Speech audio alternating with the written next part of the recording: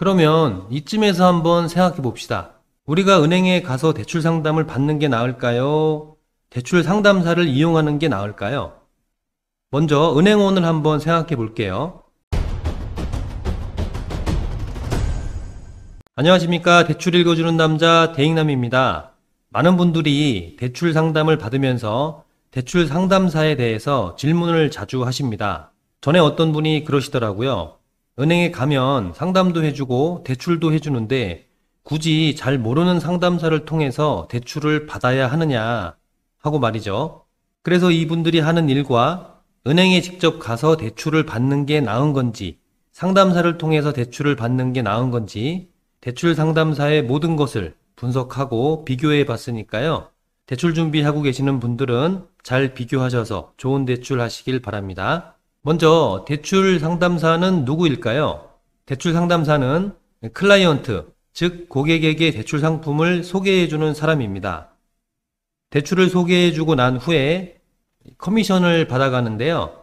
그렇기 때문에 대출 상담사는 고객의 상황을 잘 고려해서 그에 맞는 대출을 알선해주는 직업이라고 생각하시면 되겠습니다.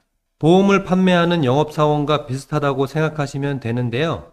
대출 상담사는 영업활동을 해서 대출 소개를 하고 이익을 얻어가는 직업입니다. 대출 상담사가 은행원일까 질문 주시는 분들이 많아요. 대출 상담사는 은행원은 아닙니다. 은행원은 대출금 입금이나 대출이자 수취 등을 수행한다면 대출 상담사는 이런 업무를 수행하지는 않아요. 대출 상품을 판매하기 위해서 위탁한 회사와 계약을 한 영업사원이라고 보시면 되겠고요. 주로 대출 신청, 상담, 신청서 접수, 전달 등 대출에 있어 고객이 해야 할 일을 대신해서 업무를 수행하게 됩니다. 자, 이번에는 조금 더 정확히 대출 상담사의 역할을 살펴보겠습니다. 대출 상담, 대출 접수, 고객 관리가 그것인데요. 대출 상담은 상품 찾기, 상품 추천, 대출 조건 확인 등이 포함이 되고요. 고객에게 맞는 대출 상품을 찾고 소개해 주는 것이 대출 상담사의 첫 번째 역할입니다. 두 번째 역할은 대출 신청자의 본인 확인 및 신청서와 약정서 접수인데요. 자필 서명을 잘 할 수 있도록 고객을 지원하는 역할을 말하고요. 마지막으로는 고객 관리 역할을 하는데요. 고객 관리는 지식과 노하우를 토대로 해서 사후 관리하고 신상품이 나오게 되면 현재 상황을 고려해서 더 낮은 금리의 상품으로 대환하게 도와주는 역할이라고 생각하시면 간단할 것 같습니다. 그러면 이쯤에서 한번 생각해 봅시다. 우리가 은행에 가서 대출 상담을 받는 게 나을까요? 대출 상담사를 이용하는 게 나을까요? 먼저 은행원을 한번 생각해 볼게요. 은행원은 대출 상담을 받고 알선해주는 역할을 하기는 합니다. 그런데 대출 성사 여부와 실적이 크게 관계가 없어요. 물론 친절한 은행원 분들이 더 많지만 일부는 상투적으로 대출을 상담하거나 권유하게 됩니다.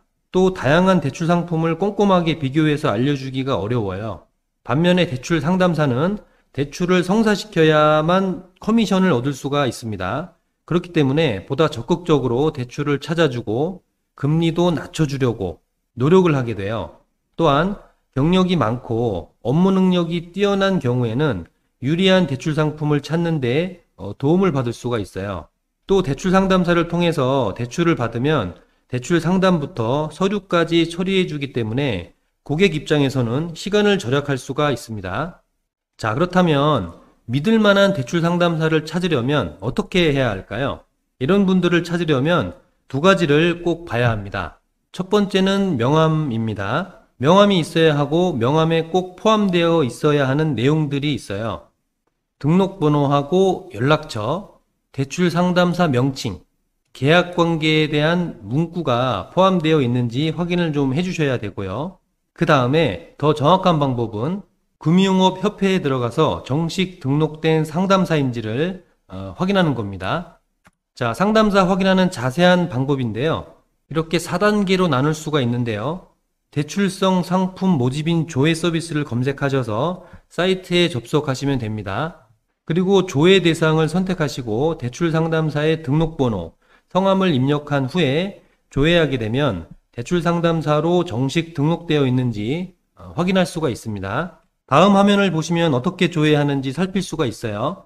정말 간단한데요. 대출 상담사 조회를 선택하시고 이름하고 등록번호 누르시고 검색을 하시면 오른쪽과 같은 화면에서 조회를 할 수가 있습니다. 만약 정식 등록된 상담사가 아니라면 조회가 되지 않고요. 그 경우에는 믿고 서비스를 받을 수 없기 때문에 걸으시는 것이 좋겠습니다. 대출 상담사를 통해서 대출을 받을 때 주의해야 하는 사항이 있습니다. 먼저 대출 전에 수수료를 요구하는 경우가 있어요. 대출 상담사는 어떠한 경우에도 고객으로부터 직접 수수료를 받을 수 없습니다. 그러니 절대 수수료 요구에 응하시면 안 됩니다. 만약 대출 상담사가 수수료를 요구하는 경우에는 계약된 금융회사 또는 금융감독원 국번 없이 1332번으로 신고하셔야 됩니다. 또 양심이 있는 상담사를 통해서 대출을 하셔야 하는데요. 대출 상담사는 기본적으로 커미션을 얻기 위한 목적으로 일을 한다고 말씀을 드렸습니다. 그래서 영업을 하게 되는데요. 부동산 중개업소도 대출 상담사의 주요 영업처 중 하나입니다. 그래서 대출 상담사 본인이 받는 커미션 일부를 공인중개사에게 주고 고객을 소개하게 되는데요. 이 경우에는 부동산 중개업소가 소개해준 대출 상담사와 거래할 때 조건이 더 좋지 않은 은행에 대출을 신청할 수 있습니다. 따라서 반드시 주의해 주셔야 되겠습니다. 또 1금융권에서는 현재 신용대출 상담사를 거의 고용하고 있지 않기 때문에 1금융권 신용대출 상품을 소개해주는 척 하면서 높은 수수료를 부담하는 통대환 상품이나 낮은 금리의 상호금융권으로 대출을 받을 수 있게 해준다며 높은 수수료를 요구하는 경우가 있습니다. 이 경우도 주의가 필요합니다. 따라서 신뢰 있는 상담사를 찾도록 노력하고 되도록 친절하고 경험이 풍부한 대출 상담사와 상담을 나누어 보시는 것이 아주 좋겠습니다. 오늘은 대출 상담사 활용법에 대해서 살펴보았습니다. 대출을 받아야 한다면 대출 상담사가 많은 도움이 될 수가 있어요. 개인마다 처한 상황이 각기 다르기 때문에 맞춤형 대출을 받기 위해서 대출 상담사를 꼭 활용할 필요가 있는데요. 몇 가지 활용법 그리고 주의사항을 알려드렸으니까요. 꼭 가짜 상담사에게 속지 마시고요. 상담이 필요하신 분들은 언제든지 뱅폼 카톡 상담센터나 문의전화 1544-2970으로 문의 주시면 신속하고 친절한 상담으로 도와드리겠습니다. 자, 아무쪼록 대출 준비하고 계시는 분들은 준비 잘 하셔서 좋은 결과 있기를 바라고요. 다음 시간에 더 유익한 정보로 돌아오겠습니다. 감사합니다.